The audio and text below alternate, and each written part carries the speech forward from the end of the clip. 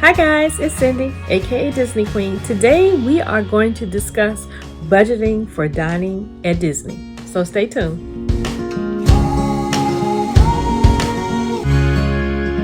Hi guys, it's Cyndi, aka Disney Queen. Today we're going to talk about how our family budgets it, how our family budgets for dining at Disney. So here's the thing. We don't actually eat all of our meals at Disney, and we don't do all character dining or all sit down dining or all snacks at Disney or even counter service at Disney. I know a lot of people go to Disney and they want to be in the Disney bubble and they want to just not worry about the food portion of it. But if you're a large family and you are going to Disney, you got to have some kind of budget, first of all, no matter who you are. So one of the first things we do is we decide how many actual sit down meals we would like to have because we do want to splurge a little bit. So once we decide, it's usually at least 3 meals. It's at least one breakfast. Sometimes it's 2 dinners, or maybe it's 2 breakfasts and 1 dinner. And we usually try to have snacks and other items in our room so that we don't have to rush to get breakfast that morning. We can eat just before we leave or take something with us in the car or on the bus transportation or whichever transportation you're using. Because most of the Disney resorts do at least have a refrigerator, so you can store a few things. Because we drive, we're able to go to Sam's Club or Target or Walmart ahead of time, and we're able to get like water and snacks like chips, popcorn, crackers, that type of thing. Sometimes my husband will get like cheese so we can slice cheese and put on crackers. Sometimes we'll even get sandwich meat so we can make sandwiches with some bread and put those in our backpack and take with us, because Disney will allow you to bring your own food in. Just can't have glass items.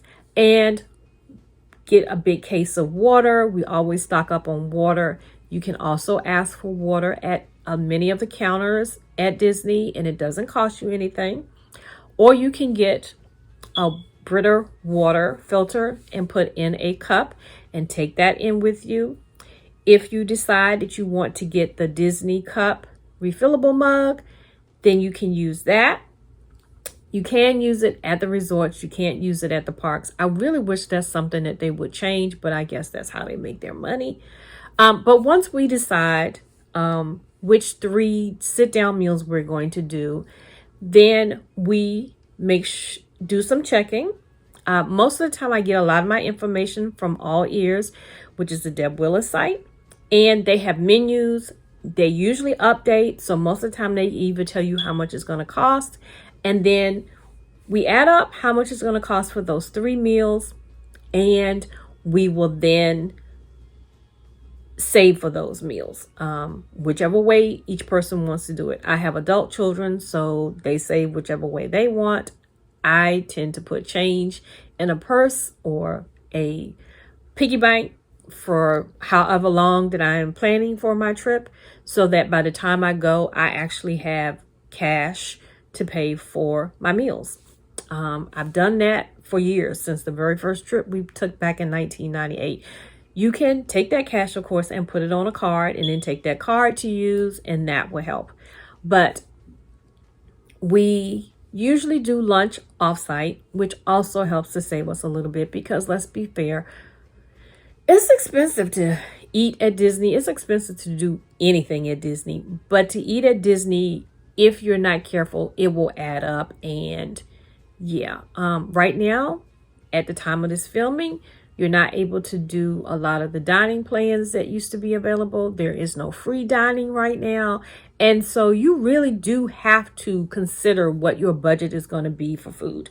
On average, I would say we budget, with the exception of the 3 sit-down meals, we budget about $35 per person. And sometimes we can even get away with it being a little less than that. So the way I do it is I know at least one of those meals, if we do 3 meals, one of those meals is going to be something that we fix. Either we're going to do breakfast in our room, so that's one meal taken care of. And we may eat lunch at a fast food restaurant, or we even may do like a sit down restaurant. But I guarantee it's going to be a little cheaper than if we were doing a sit down at Disney. We always take a break. So it's not like we're taking up time that we would normally be doing something at the parks, because we always usually leave the parks between 12 and 1 o'clock and then come back in the evening, like around 5 o'clock, just to give ourselves a break, especially when it's in the summertime. It's a little hot. And so you want to kind of like get away, go to the pool, relax, take a nap, whatever. And in between that time, that's when we will eat. There are a couple of places that we like to eat that are off property. We go to Giordano's Pizza restaurant every time that we go. Once I knew that there was one there.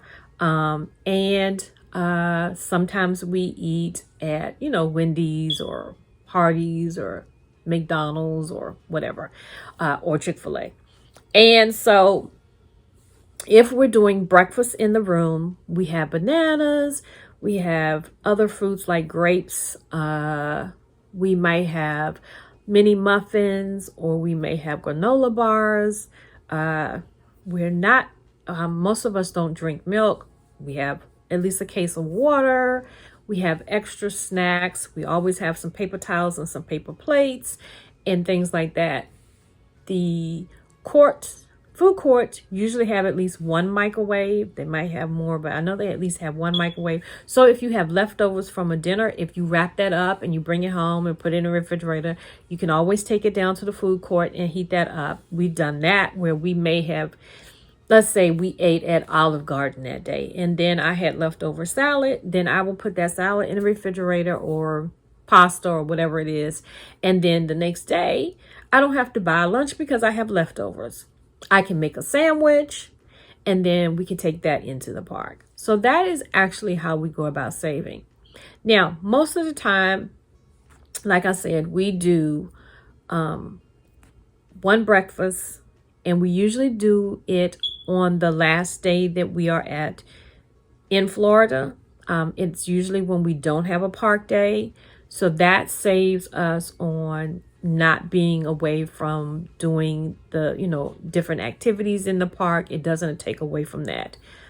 We usually do Ohana on our very first day in Orlando, if not the next day or one of the days where we don't go in the park. But for us, most of the time, it's like the way that we start our vacation. We will go to Ohana's for dinner that first night. The only exception that has been is one time we realized that we weren't going to be arriving at a really good time to be trying to arrive and go to Ohana's, because we weren't getting into like 4 o'clock in the afternoon. And after a 14-hour trip, even if it's broke up into 2 days, you're just tired and you just want to rest. So we will then make the next day a non-park day, or like a Disney Springs day, or just, shopping day. And then we would make reservations that evening for Ohana.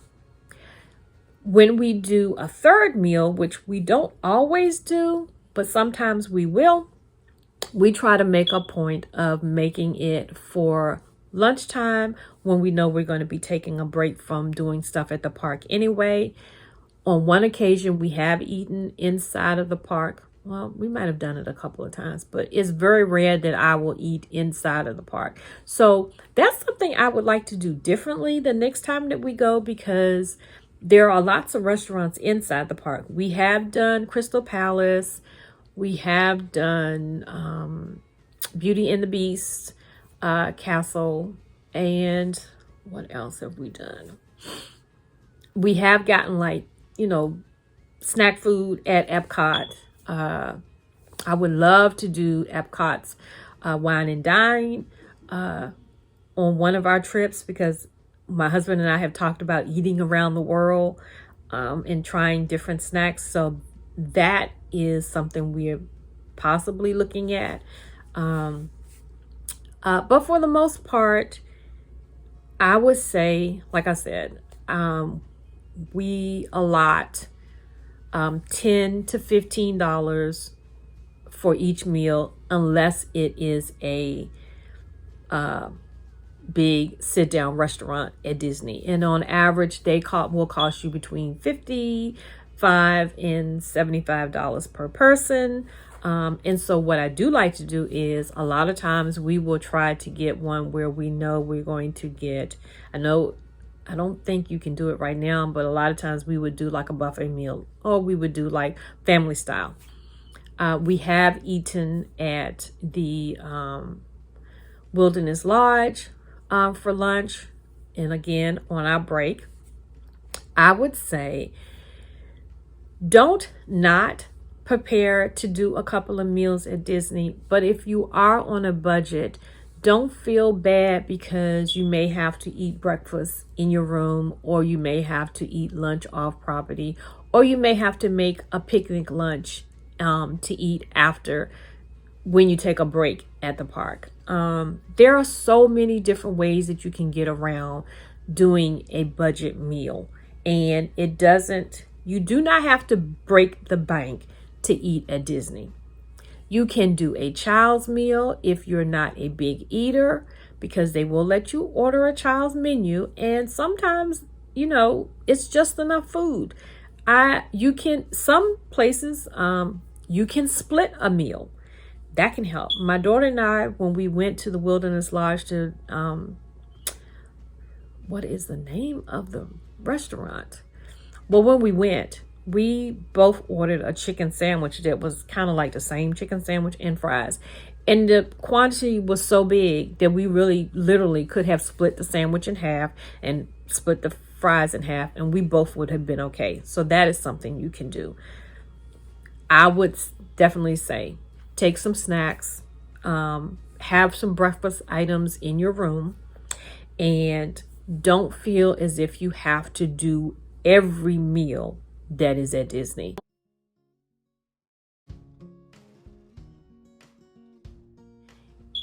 One is impossible because there are so many restaurants, and you get better bang for your money if you do a lunch.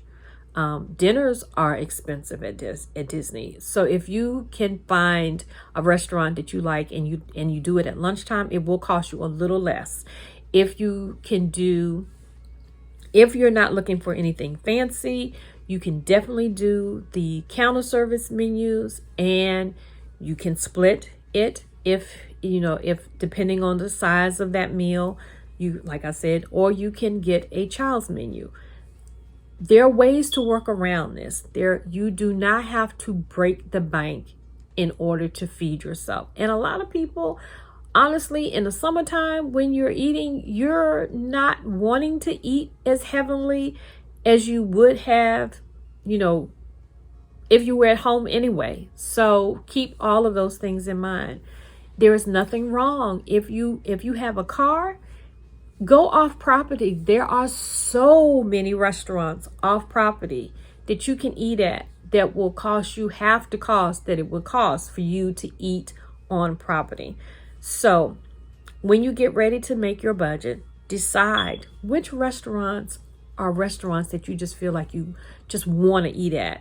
Then put them in a list, and then write down things that you think that you would normally eat at home that may be something that you could have even ordered and dropped off at your resort to have, so that you can, even if you can't, if you're coming from an airport and you're getting on a bus to come to the resort, you may not be able to stop at a grocery store. But if you have someone picking you up, you can definitely stop at a grocery store and pick up some items for that week, which will save you money. If you are driving, most definitely you can do it.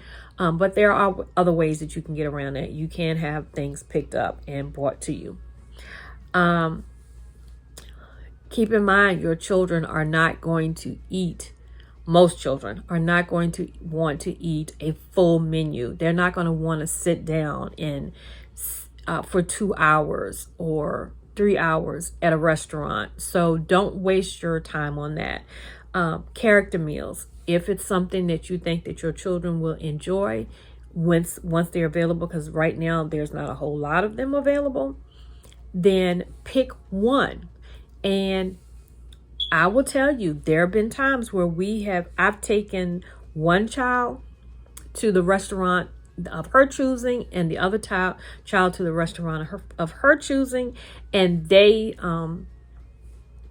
have helped to pay for it. When my kids were teenagers, they were saving money so that they could go to their one favorite restaurant at Disney. And that helped us a lot. Sometimes my husband went with us, and sometimes he didn't. Him and my son did something else.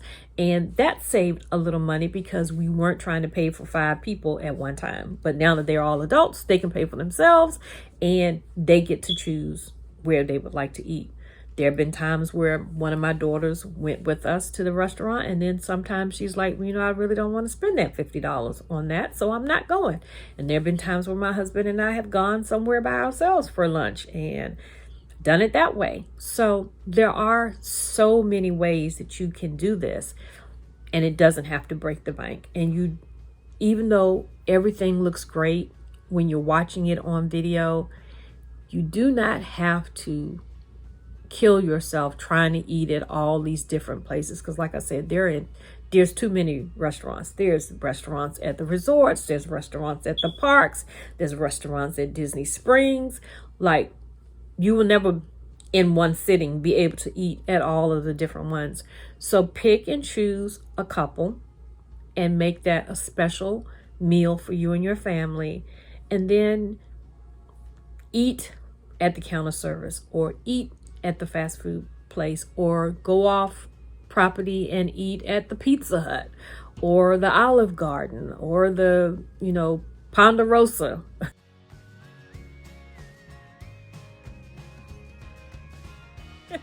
Because believe me, there are a lot of restaurants in Orlando, and if breakfast is not your big item of the day for your family, then it doesn't have to be when you get to Disney.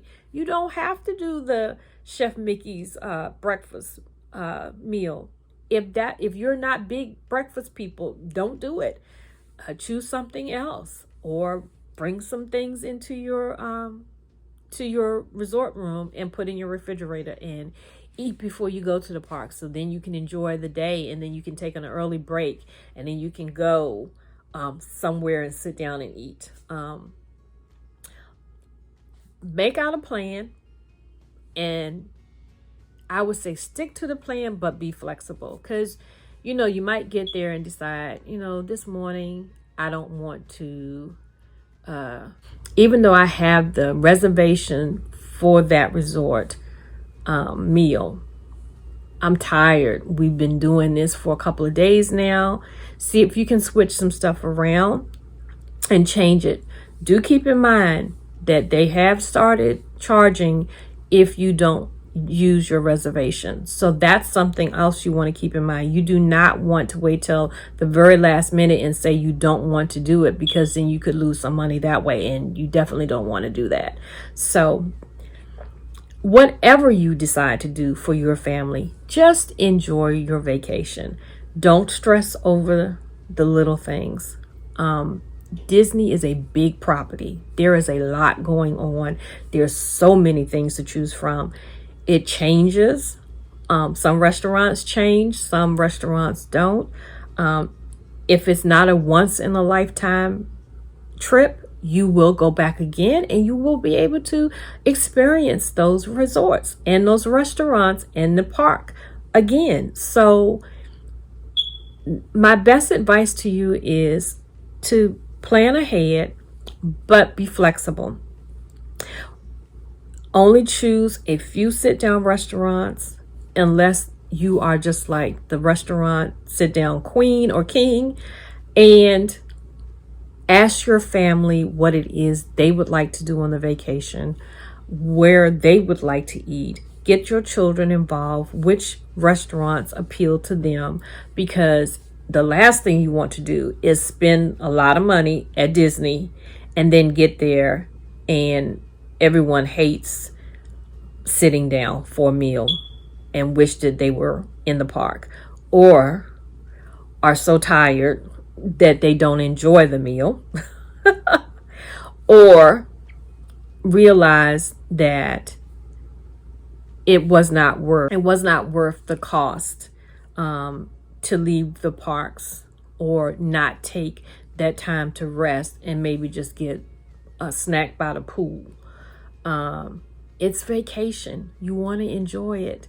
And so don't get caught up in spending the money on food and then finding yourself not really wanting to eat it.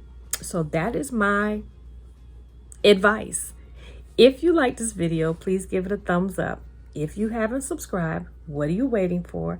And if you'd like to know when the next video will come out, all you have to do is hit that little notification bell below. So until I see you the next time, guys, have a blessed day. Bye.